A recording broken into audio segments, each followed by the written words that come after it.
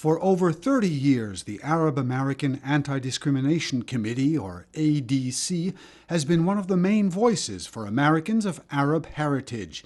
For the first day of the group's annual meeting here, about 100 of their supporters from across America fanned out to the offices of their elected congresspeople and senators to lobby for issues of concern to the community. The purpose of the Day of Advocacy is to allow our members to engage with their congressional representatives and to engage with their congressional offices and to pretty much make their voices heard and to take the issues that matter most to them directly to the Hill and to once again raise their voice and have their voices heard by their elected officials.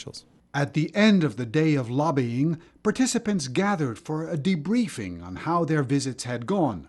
Virtually all those who tried had succeeded in getting meetings at the offices of their elected representatives. This young woman, whose mother is from Lebanon, came from New York to lobby her senator and Congress member. My meeting with my senator's office, with the staffer there, was a bit longer, and that was more productive. I felt that she was receptive to what I was saying. I raised some of the issues about surveillance of the Arab and Muslim community here, immigration rights, voter rights, the rights of Syrian nationals here to be protected and to send aid to their families, humanitarian aid.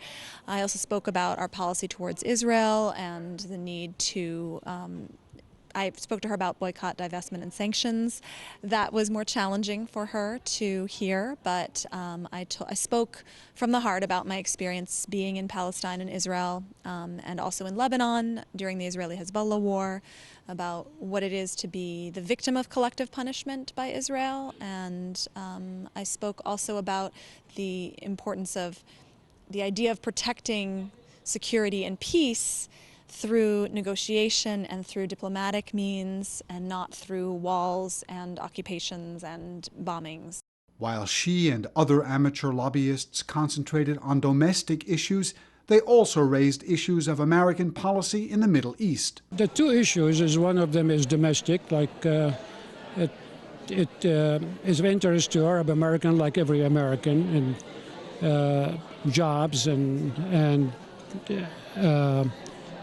freedom, human rights. And also for the Arab American, they have the foreign issue, which supporting the Arab causes and have a fair policy in the Middle East, and to help, especially now with the Arab Spring, that very important to the United States to help them to achieve their goal.